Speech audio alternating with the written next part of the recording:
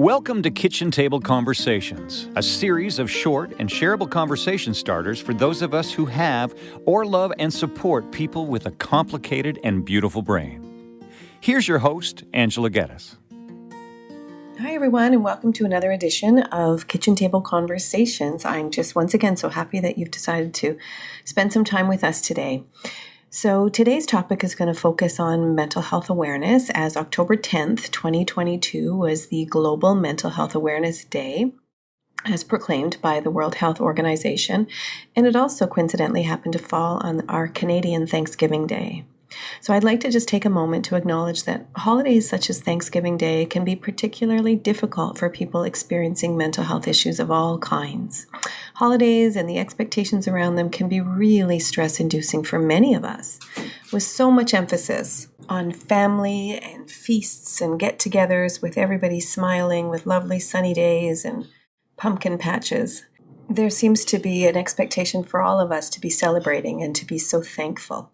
And this can be difficult, and obviously this can be especially difficult for people who are experiencing situational or long-term stressors, income and food instability, family disruption or breakdown, or even a death or some other form of really significant loss. It also needs to be acknowledged that different cultures see this holiday very differently, and the origin of it and some of the imposed traditions, while seemingly dismissing others, can be difficult for some. I think that it's important to be mindful of that and to spend time checking in with others and asking questions so that we can be open to the needs of others while honoring our own and our own traditions. In terms of mental health and wellness, I feel it's always beneficial to ask questions and to challenge some of the rules that we have in our minds about how things are supposed to be, and especially when the context of our lives have changed. Many of us get stuck in the feeling that things have to continue as they were, even if the situations have clearly changed. For example, if you have children with special mental health and developmental needs, the context of your family has changed. It's different, possibly or potentially, than the one that you grew up in, where some of those rules were initially formed. So why do we all have to attend a family meal where we know that the child or the children will be overstimulating and this is going to end up badly? It often ends badly for both the individual with the complex needs and for everyone around. So why do we keep doing that? Sometimes it's healthy to take a pause and reflect and to ask ourselves if the rules that we have created still make sense for us. And this can take such a weight off of our shoulders sometimes. I see this in my practice all the time, especially with parents of kids with really complex needs. There is such a strong desire to be quote unquote good parents and family members, and to ensure that the kids are included in all the family functions and that they take place regularly. But oftentimes we place expectations on people that are just simply out of reach. Some people do not do well in large crowds, in large groups, or at noisy kitchen tables. So why do we force it with the expectation that they need to adjust and learn how to manage their emotions or behavior in large groups? If these kids were neurotypical, they would manage their behavior in these settings. But for some or a number of reasons, this is clearly and simply not possible right now. So why not let some of these hard and fast rules go? And let's see what this does for our own mental health and wellness and for the people around us. What would be wrong with planning a quiet day with another friend or family member that allows for one-to-one time for this individual with special needs, while the rest of the family joins the larger family gathering? A lot of times, guilt and shame guide those decisions rather than what would logically make more sense for all. We need to remember that the rules need to change when the context changes, and you have a right to make decisions that would work best for you and your family. I feel that the fall of the year is a really good time to literally witness and to acknowledge the benefit of change as the season changes. The beauty of the color changes and the natural need to let go of this beauty as the leaves fall gently to the ground. There is a need to prepare for new growth and new opportunities year after year. I love that analogy personally, and think about the importance of those trees that no longer have those beautiful leaves on them. So in terms of mental health awareness, I'd like to acknowledge all the extra efforts that take place around Global Mental Health Day and also Mental Health Week that happens later in the spring of the year, and some of the initiatives, for example, like Bell Let's Talk. And despite some of the possible ulterior motives around Bell Let's Talk for specifically, the conversations and focus around mental health and wellness really does help to reduce some of the stigma and to normalize the need for good mental health care. But let's keep the conversations going around prevalence rates and the overlapping characteristics. In Canada, for example, according to the Centre of Addictions and Mental Health, in any given year, 1 in 5 of us experience a mental illness. By the time Canadians reach 40 years of age, 1 in 2 have had or have a mental illness. And young people between the ages of 15 and 24 are more likely to experience mental health issues than any other group. And 39% of students indicate a moderate to serious level of distress. That would be anxiety or depression as well. And 17% consider themselves to have a serious level of distress. Mental and physical health are also really linked. Physical pain is more likely to be coupled with mental illness, and people with mood disorders are more likely to have additional physical ailments as well. People with mental health are twice as likely to have substance use disorder. I personally have never met a person in my practice that has a substance use disorder that doesn't also have a mental health condition that they are trying to self-medicate and gain some control over.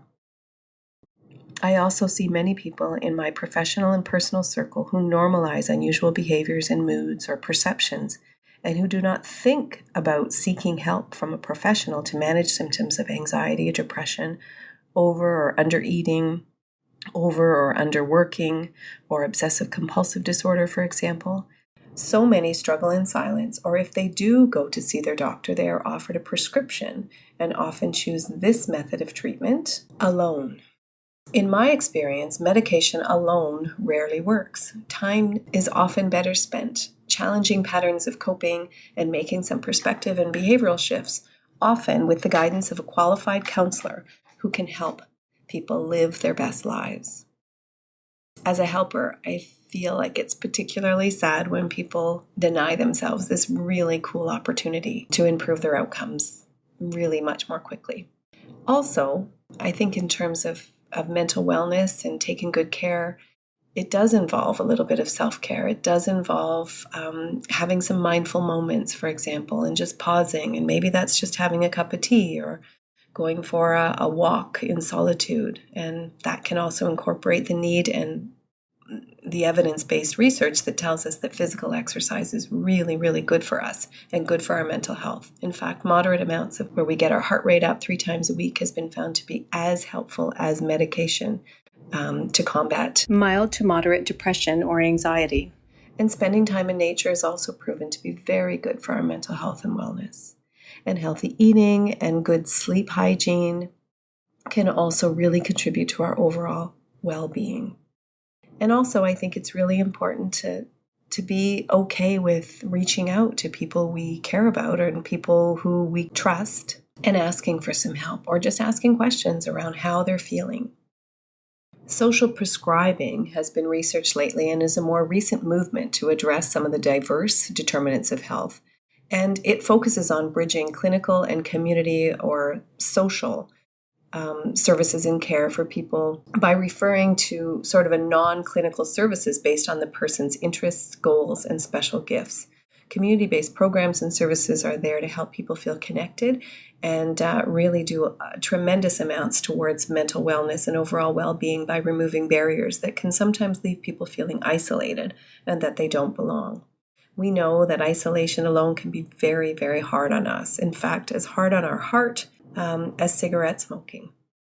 So there oftentimes really is a benefit to looking around your community and seeing what kinds of things are taking place and really doing more intentional work towards building our social circle. So we know that mental health affects 1 in 5 of us, and fetal alcohol spectrum disorder affects 1 in 25. And we also know, according to the statistics, that 90% of all people with fetal alcohol spectrum disorder also have a mental health condition. And this is another example. In my practice, I've never met anyone with fetal alcohol spectrum disorder that doesn't also have some difficulties with mood and affect regulation. Our mental health services must have a better understanding of the implications of prenatal alcohol exposure, because the bottom line is our mental health service delivery system has many people looking for relevant supports and services, but they're not receiving it because our services are not necessarily inclusive of people with really complicated developmental disorders. And it is really complicated, and there are many overlapping characteristics that are found in mental health conditions, as well as fetal alcohol spectrum disorder. So again, in my practice, I often see people with multiple diagnoses by the time they're 12 or 14 or 16 years old. Sometimes they've got 6 diagnoses already, so imagine how confusing that can be.